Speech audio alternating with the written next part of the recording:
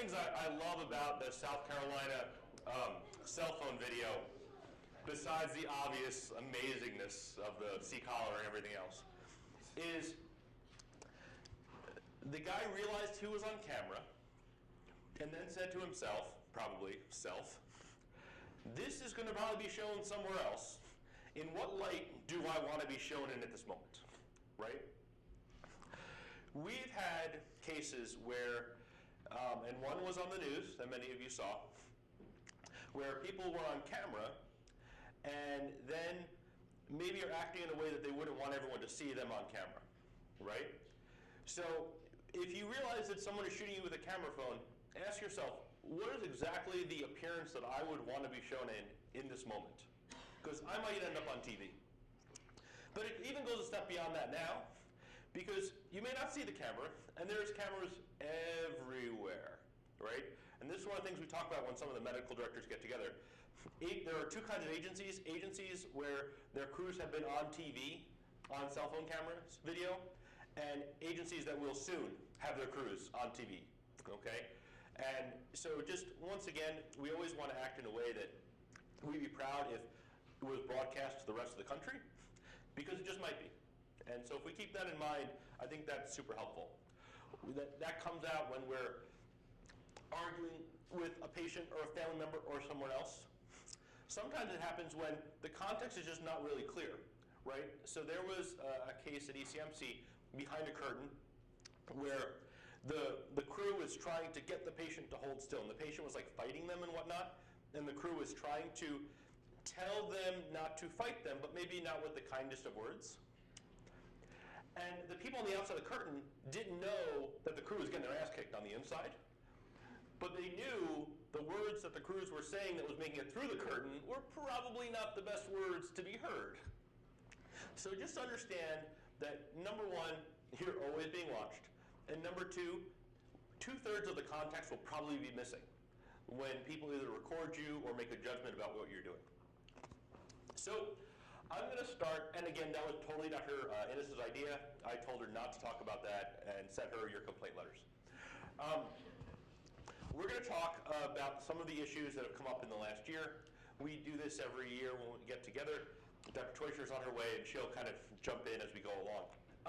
I think it's important to understand with the AMR acquisition, who are the people sort of at the top that are helping us do some of the clinical stuff that we do. Lynn White is a longtime EMS researcher. She is not a physician. She is a paramedic, I believe, from Ohio, and she does a lot of research stuff, and she kind of helps coordinate all the national clinical efforts like CARES database and things like that throughout the country. Ed Rock, who many guys have heard of or read about in GEMS, is the former medical director for Austin Travis County. Then he left for a while to be the sort of CMO of a large Kaleida-esque healthcare system in the Southeast, and now is back as the chief medical officer for AMR. He actually has family in the Niagara Falls area, so he's been up here once since the acquisition and will probably come back again this year. And then Jeff Boyd is sort of like for the East Zone, he is the director of clinical services, so he helps coordinate all the clinical managers for all the different divisions within the East Zone. I don't have his picture here, but I think the email is going out this afternoon, and so we'll tell you, the group here first. We have hired a new clinical manager. His name is Eric, and I'm going to mispronounce this, Diffendorf, or Diefendorf. He's the current clinical manager for the Las Vegas operation. AMR Las Vegas has 2 programs there. He oversees both of them. He oversees a cadre of about 900 providers in his current role, and they do about almost double the number of calls we do. So he's used to a very large system. He has family that lives in the Springville Arcade kind of area and has wanted to come back here with his family.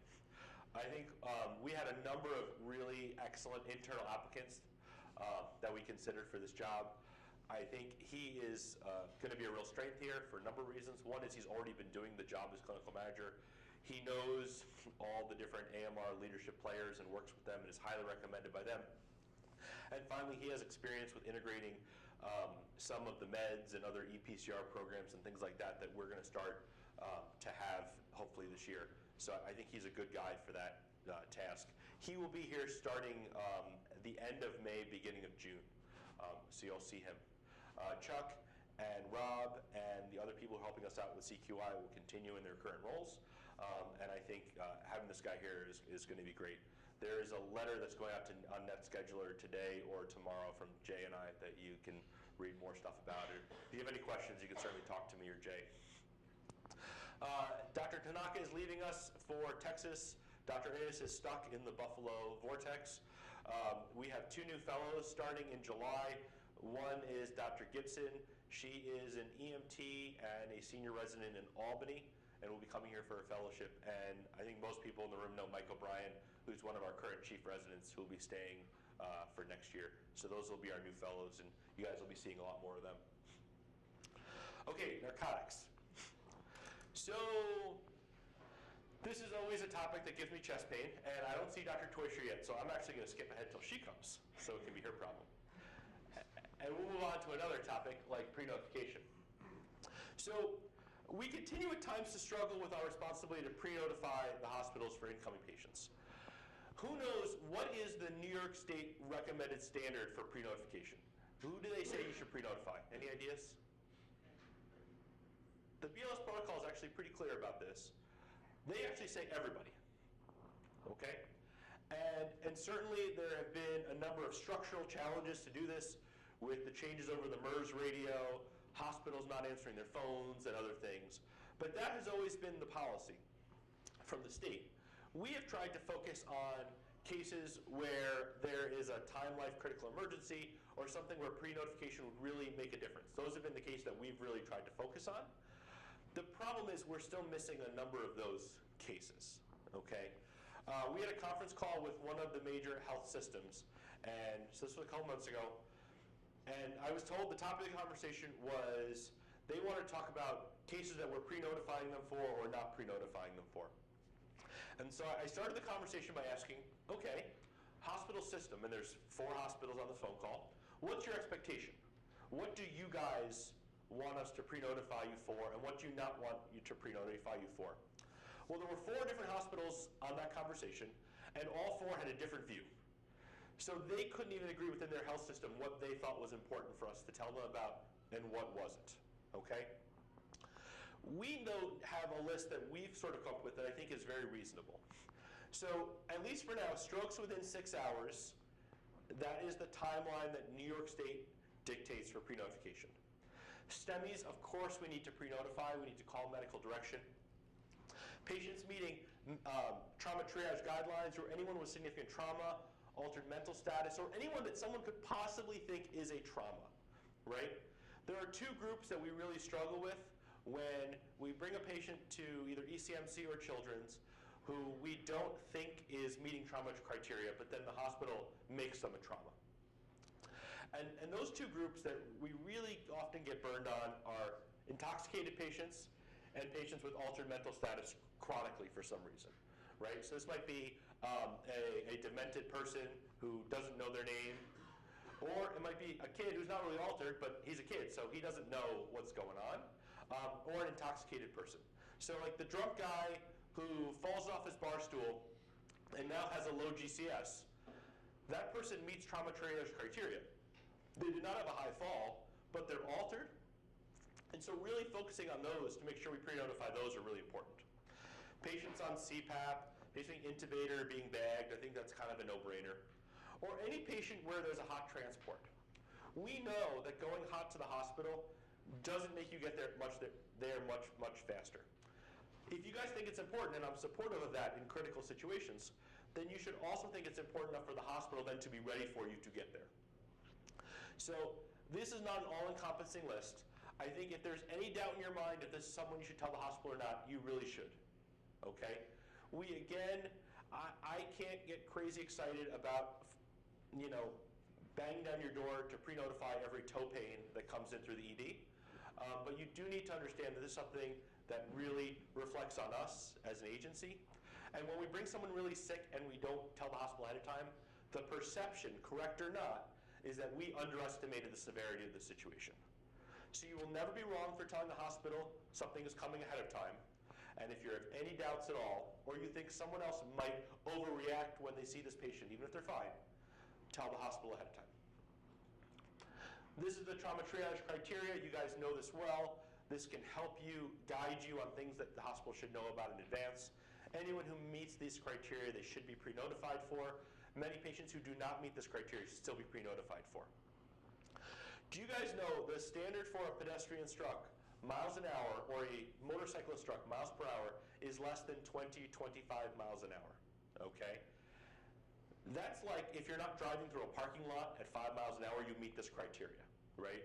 So please make sure if someone's hit by a car, is in a motorcycle accident or something like that, we pre-notify the hospital of that.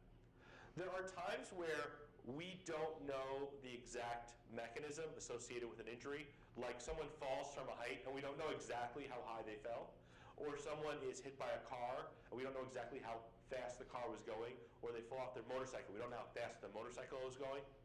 If you don't know those things, make your best estimate and stick with it, okay?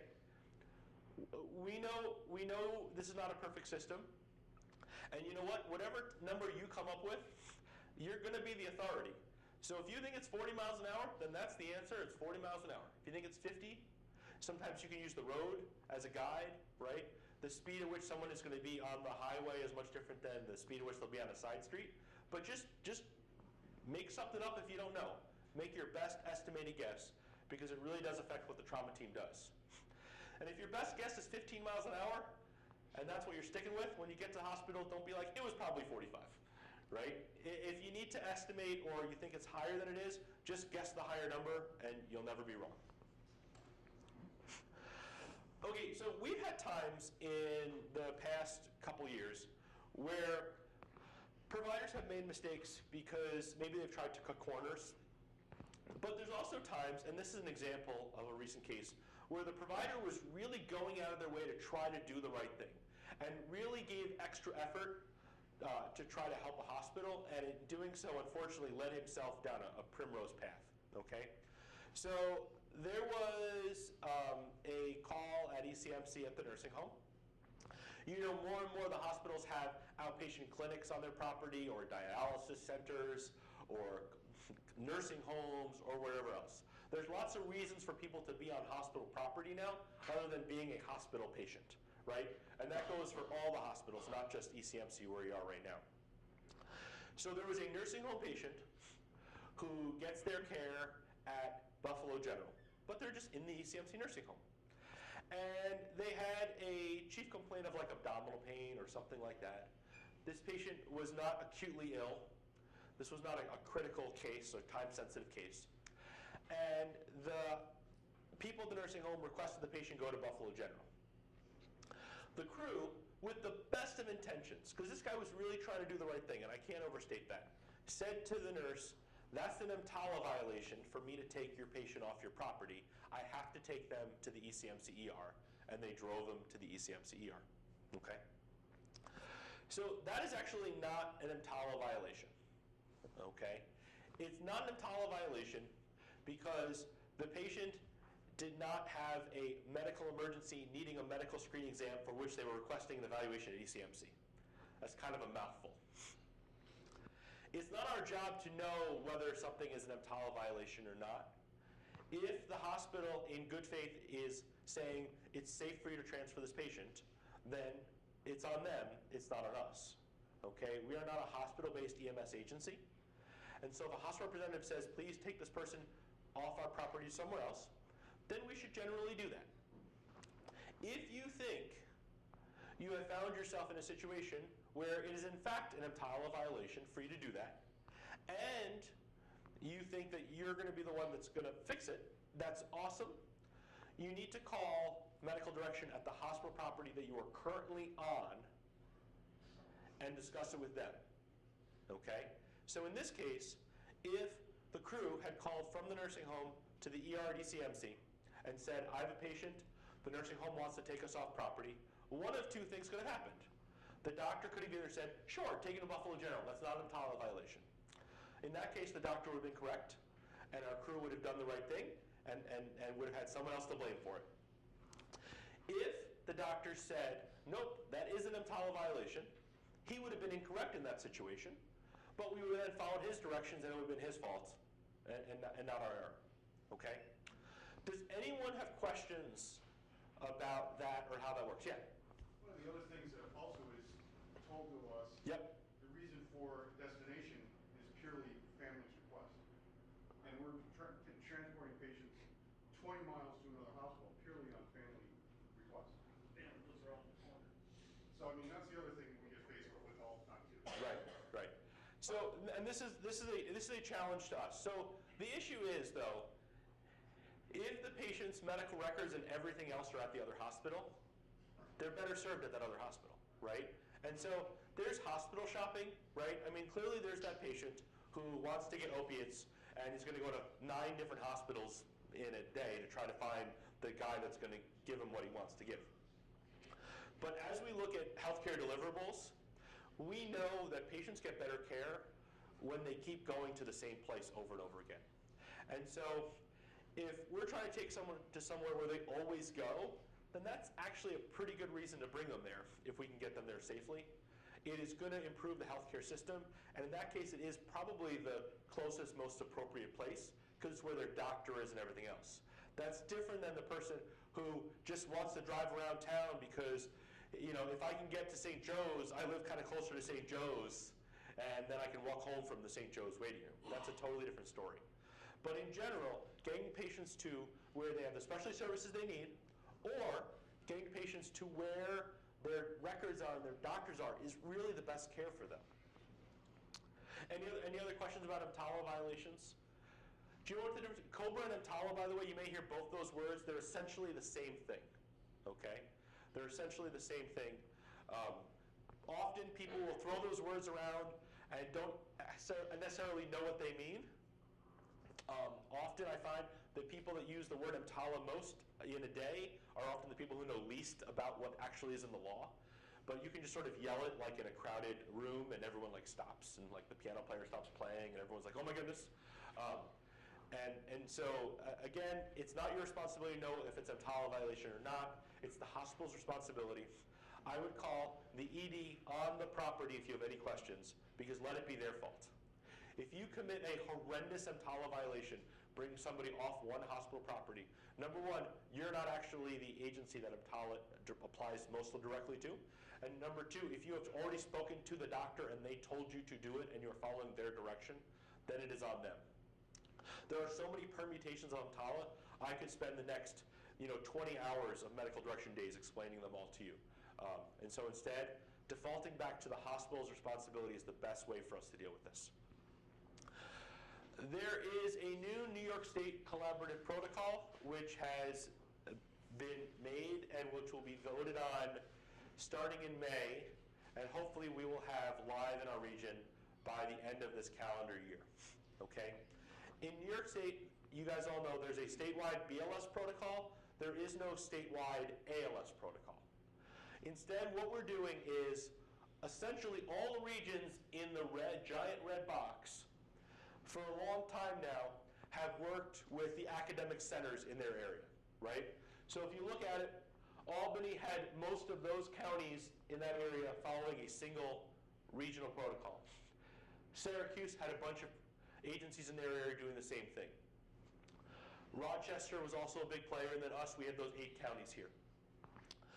We can't get a statewide ALS protocol, but all of us in the upstate region are moving to be on the same protocol set. So it's going to be called the collaborative protocol. The nice thing about it is, if we as a group of counties think that something's important, we then go to the CMAC meeting with the overwhelming majority of votes on the CMAC to then approve that, right? So we can work out a lot of the details of the ALS protocol almost among ourselves as a collaborative protocol group. And then we go to the CMAC where each of our regions also has a vote, and now we have the majority of votes on the CMAC to pass things.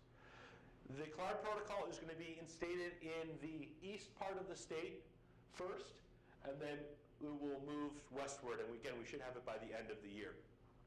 It will look fairly similar to the current protocol. There will be, unfortunately, sorry, advanced providers a need to do training on it. I'm sure there'll be a protocol exam on it as you move to these new protocols. Spinal mobilization is one of the new things in New York State. Many of you guys know what's going on with that. CPAP has been approved by the region. It is starting by rural metro now for our basic providers. Nasal naloxone is working, I think, really well for us as an agency. I think nasal naloxone is just sort of working in other places. We looked at a 1 weekend period. Do you guys know what the median dose of naloxone given by non-us providers, so police, community, fire? What was the median dose? 4. I hear 4. Do I hear 6? I hear 6, yeah. I hear 15 from the peanut gallery. Thank you, 15. 6 was the answer.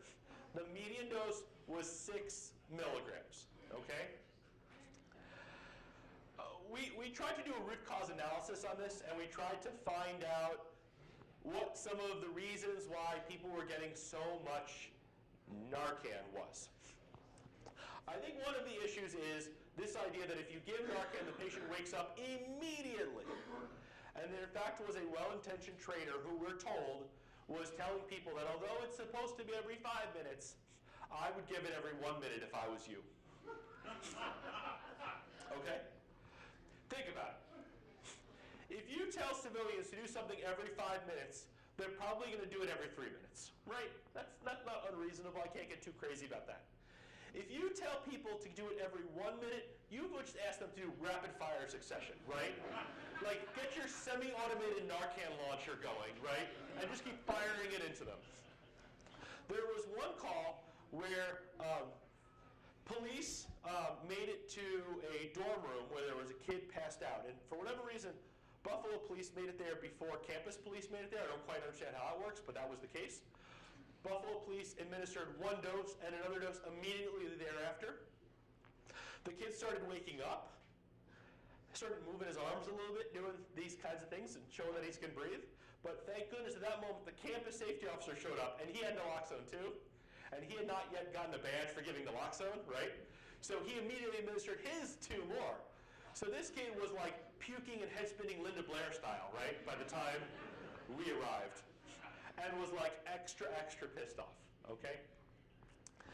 We have spoken to the health department. We have tried to reach out to some of the fire departments, right? When you give someone naloxone, the appropriate thing to do is to, number 1, manage their airway. Maybe they need oxygen. Maybe they need to be bagged. You then give them naloxone. You then wait as they wake up. The majority of patients will wake up after 2 milligrams of naloxone and 3 to 5 minutes.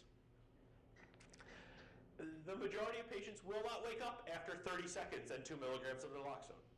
It's just not enough time for the medicine to work when you've given it intranasally, and for them to start breathing and perfusing their brain adequately and doing all those things that they normally need to do to be awake.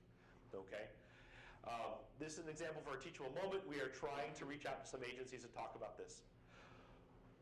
What do you call it if someone shoots up naloxone? If someone shoots up heroin and is laying on the ground and is breathing adequately, is unconscious, if you shake them, they kind of go, and kind of swat you away. Is that an overdose? That's a good patient. So, I like where you're going. So I would argue that that's called a dosing, right? That's called dosing. He took a drug, not prescribed to him, but he took it as he was intending to take it, and he got the result that he was intending to get out of that medication, right? Is he safe at that moment to leave there? He's not. But does he immediately need to be reversed? No. If he's breathing okay without supplemental oxygen, he's protecting his own airway, bring that person to the hospital, okay? Slamming naloxone into someone just to see if you can get them a withdrawal or just to teach them a lesson is not what we do. And it makes your job harder, right? It is not in your best interest to fight with the guy who comes out of fluoride withdrawal or to clean your ambulance when he pukes all over the walls of your ambulance. If you just slammed a whole bunch of naloxone into him. This is something that we, I think, understand much more than the people around us, but it is still a direction we need to further solidify with ourselves and some of our partner agencies. So again, if your breathing is okay,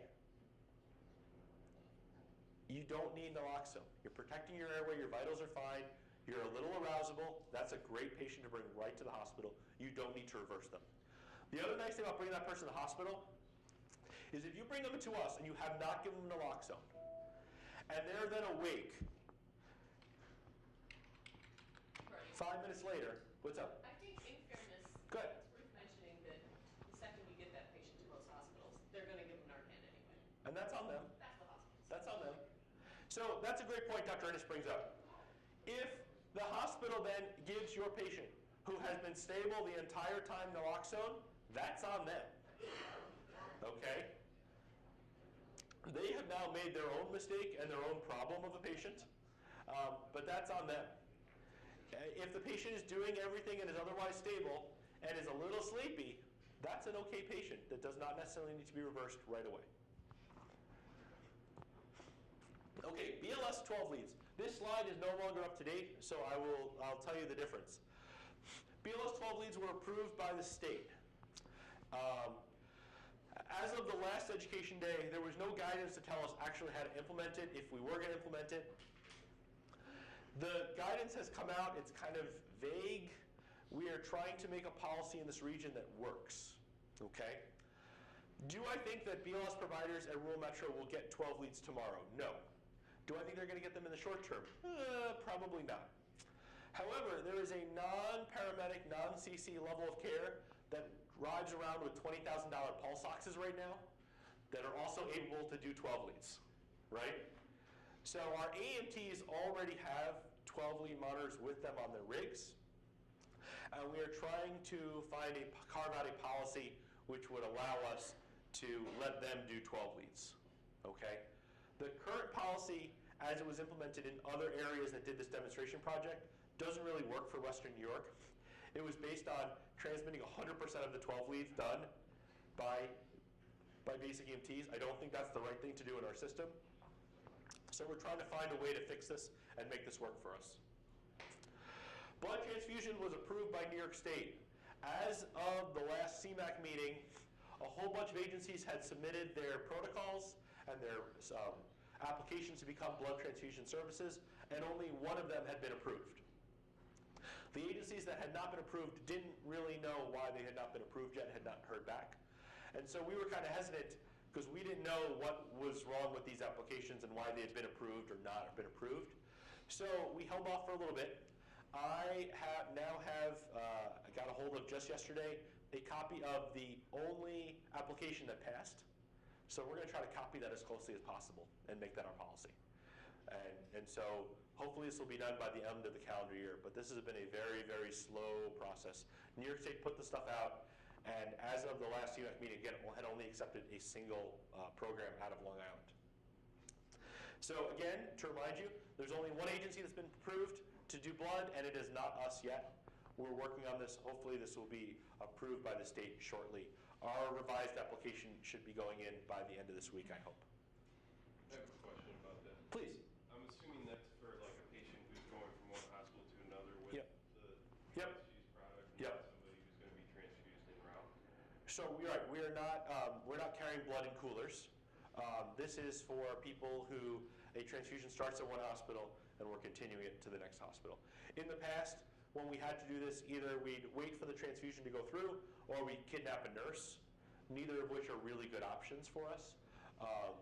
And so this first stop's already been hung, and we'll talk to you about how you check the blood with them and make sure it's all safe and wonderful.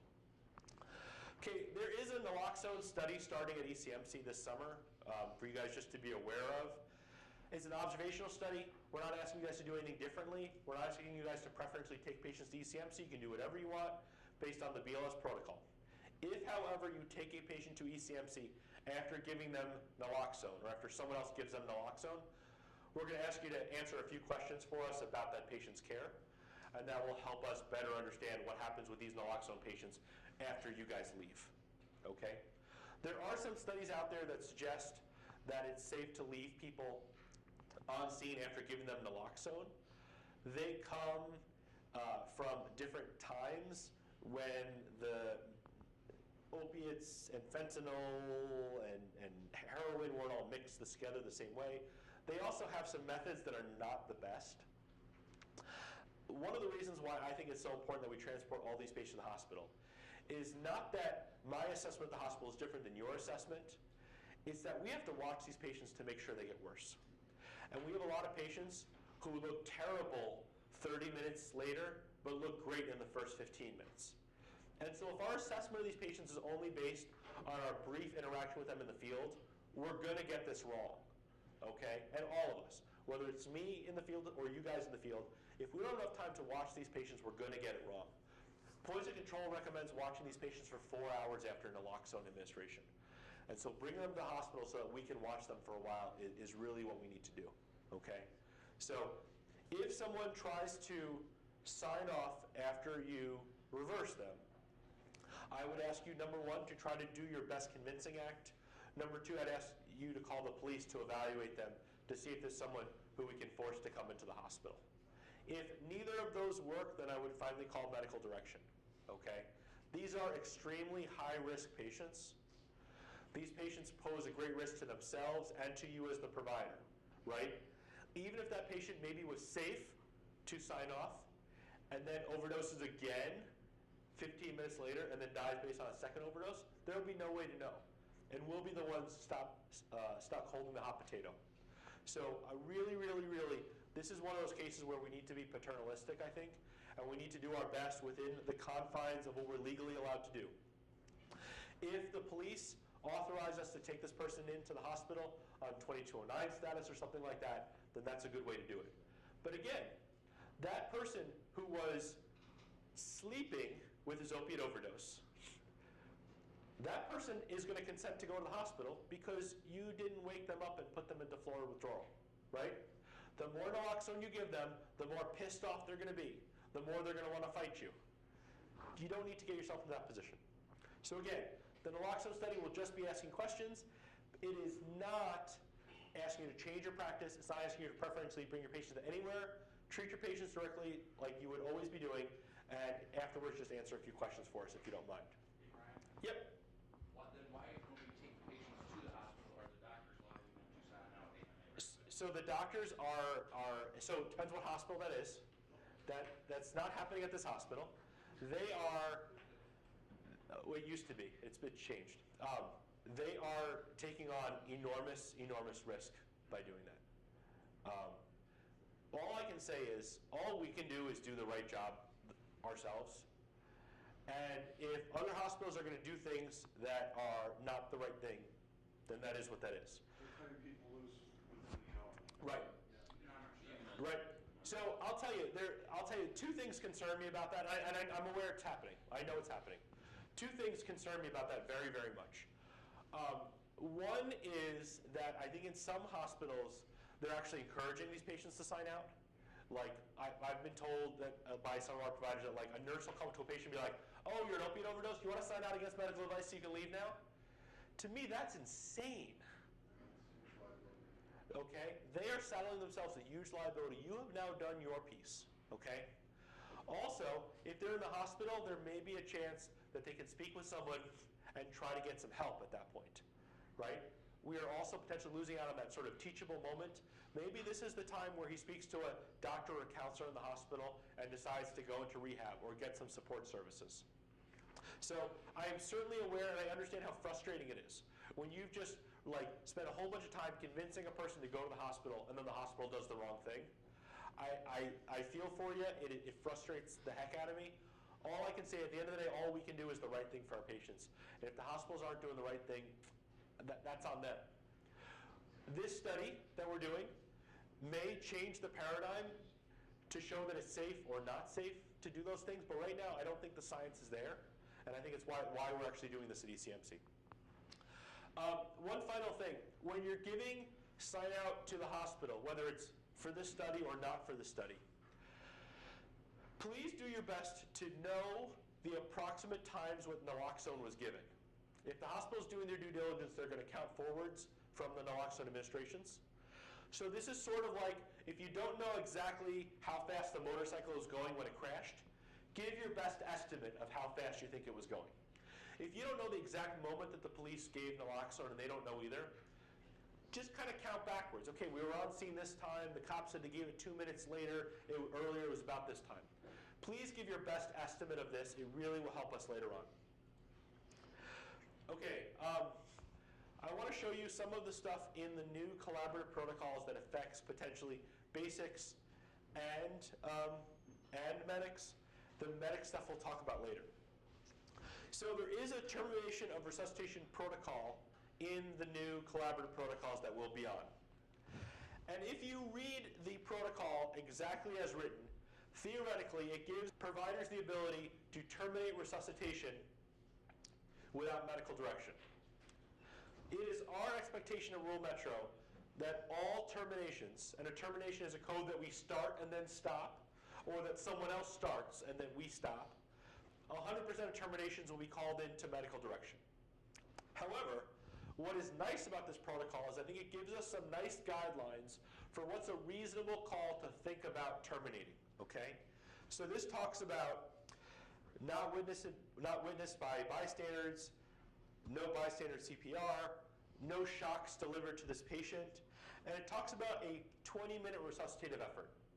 And a lot of the literature, a 20-minute resuscitative effort is what's being talked about as sort of the minimum chance to give a patient, right? That's 4 rounds of epi, often, if you're starting right away. It can include the downtime in some certain circumstances. Also, doing end-tidal CO2 in these patients and having the end-tidal CO2 number when you call for medical direction is often really powerful. An end-tidal CO2 of less than 10 in a patient who's been worked for 20 minutes in cardiac arrest without return to spontaneous circulation is highly, highly predictive of not coming back to life. So again, it's our expectation that you guys will be calling for 100% of terminations, that you'll not be terminating standing order, but these are good things to think about before you call for that termination. Same thing for obvious death. We expect all our providers to call for 100% of the obvious deaths. Okay, I'll say that again. It has been our expectation in the past and continues to be that you will call for 100% of your obvious deaths. There have been times where some of the hospital medical direction has been suboptimal after that happens, and I understand that. We've done our best to try to counsel those hospitals. For instance, you do not need to have asystole in 3 leads if your patient has not been seen in 3 days and is actively decomposing, right? That just kind of makes sense. But again, it's our expectation you will call for 100% of these cases. Push the liability and push the decision-making onto someone else. Make it someone else's problem. Transfer care protocol, I gotta say, we talk about this every time, and you guys have really been doing a fantastic job with the transfer care protocol over the last 6 months. As a company, we are really doing well. Over the previous 6 months, we continued to have some struggles. Even though we didn't have fly car medics anymore, our struggles were often coming from calls which are being handed down from a paramedic to his basic partner, and then the paramedic was driving. We have not had bad cases in the last 6 months like this. So either they haven't come to our attention, which I don't think is the case. I think you guys have just really done a great job with this. So I want to thank you. This has just been fantastic, and I really, really appreciate it. Again, so I learned a lesson in terms of the transfer of care protocol recently on a call that I was on. I handed down a case from myself, allegedly the ALS provider, to a basic crew. And it was totally safe for the basic crew to take this patient. I think it was okay. The patient did great. There was no problems. But in retrospect, what I realized I didn't do as the ALS providers, I didn't fully brief the basic crew on exactly what my thought process was, what I thought the diagnosis was, and why I thought it was appropriate to hand that case down. And so then the crew got to the hospital and kind of wasn't able to clearly articulate what was going on with this patient to the hospital in the way that I would have probably liked them to. So I would say the only thing we can do better with this from the paramedic's point of view or the AMT's point of view is if you're handing down this call, especially if you're not going to the hospital with the patient, make sure the basic crew understands what your rationale was or what you were thinking or why this is appropriate or what your differential is, So that communication piece, I think, is good, and it's something that I screwed up on a call. And I think all of us could probably do this better. You guys are probably doing it better already than I did on that call, but just something to think about. Working code, we talk about this all the time, and again, remember, this is the example I love. Even if fire's already there, and the call came out as a cardiac arrest, and the call location is the public safety campus, please announce that you're working with code over there. We continue to try to work to get ALS backup or a second medic, if possible, to cardiac arrests. Operationally, that doesn't always happen, and in some cases, in some areas, it happens more than others. But please do your part by letting us know there's a cardiac arrest, and we are continue to ask Buffalo Fire to do the same thing. Okay, spinal motion restriction. If you're involved in provider education or education of any kind, I have a saying that if you tell people something, you should expect they're going to understand within one standard deviation of what you've said, or what you meant to say at that situation. So I was guilty of this also. At our last education day, I spoke about spinal motion restriction, and I talked about my concern about some cases of taking patients off backboards. Some providers took from that we should not under any circumstances take people off backboards, and that was certainly not my intent. So I want to be really clear about how I feel about this. If a patient is put on a backboard by another agency or by us, for whatever reason, and there are some cases where putting patients on backboards is absolutely the appropriate thing to do. You now have the patient on your stretcher, on a backboard, and you have to ask yourself, should I take the patient off the backboard or not? And you need to consider the pros and cons of doing that. If you and your partner have a combined body weight that is less than the patient's body weight, and you're by yourself, it's probably not the best idea to try to roll them off the backboard at that moment, right? If you've got lots of help and a cooperative patient, great. Let's get the patient onto the soft stretcher where they're going to be more comfortable, where their spine will probably be better aligned, and everything will be wonderful in the world. If the patient is probably trying to kick your butt at that moment, and again, you're by yourself, that might not be the best time to try to get them off the backboard if it's already been on there. So number one, it is absolutely acceptable under the BLS protocol and under our local procedures to take somebody off a backboard. I would just ask you to consider the physics of it before you do it. And if you think the physics are not in your favor, I would much rather have someone on a backboard than risk dropping them off a stretcher, okay? So that's the take-home message. Does anyone have any questions about that? Okay, so this came up where we had a patient we were transferring to a helicopter service. We were really, really far away from the trauma center. It was totally appropriate. And the helicopter service tried to ask us to take the person off the backboard, and our crew refused to because they thought that I had told them that no one was able to come off the backboard. Oops. So does anyone have any questions about that? Okay. So if you have 4 Rich Bartels and a big patient, maybe it's okay to move this guy. But if you only have 2 Rich Bartels or 1 Rich Bartel, maybe not be the right thing to do. Yes, Dennis. Dennis points out we now have 0 Rich Bartels, unfortunately. He retired at 5 o'clock yesterday. Although he left at 5:01, so he gave the company 1 extra minute before he went on his way. Our fellows reviewed some of your PCRs to look at how we're doing with spinal motion restriction. Just so you guys know what's going on. From the cross-section we looked at, 35% of patients had C-collar only, 25% had C-collar and backboard, 30% had neither, and 10% had a backboard only or temporarily on a backboard to transfer them over with a C-collar. I think that if we did this again today, the numbers of patients being put on backboards would be even lower. It is not wrong to use backboards, okay? Using a backboard in and of itself is not a mistake. If you have a reason why you think it should be used, I'm supportive of that. Often it's the best way to get a patient from point A to point B. I love that we have a particularly crotchety old attending in my group. We have a crotchety young attending, we have a crotchety old attending. So it's the crotchety old attending I'm talking about now.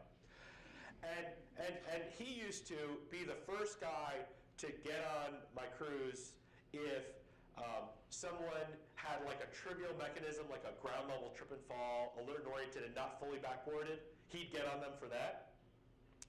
And he also now was getting on my cruise a month ago for backboarding patients, right? So the pendulum has swung all the way the other direction. It looks like he's just looking for reasons to yell at people. I apologize. That just is what that is. When I look at these numbers, the only thing I'd like to see a little more of is I think we're missing opportunities to put C-collars on patients, okay? In the past, you'd say to yourself, I don't want to put a C-collar on this person because it's going to force me to do everything, right? Strap grandma to the backboard, do the whole 9 yards. Ask yourself, is this someone who we can clinically clear their cervical spine? And if it's not, then we should put a C-collar on them. So the prime example of that is the intoxicated patient or the demented grandma who can't tell us what's going on with their neck, right? If your blood alcohol level is 0.4 and you're running around with your underwear on your head, and we ask you if your neck hurts and you say no, you are not a reliable patient in that situation, right? So doing our best to put C-collars on patients.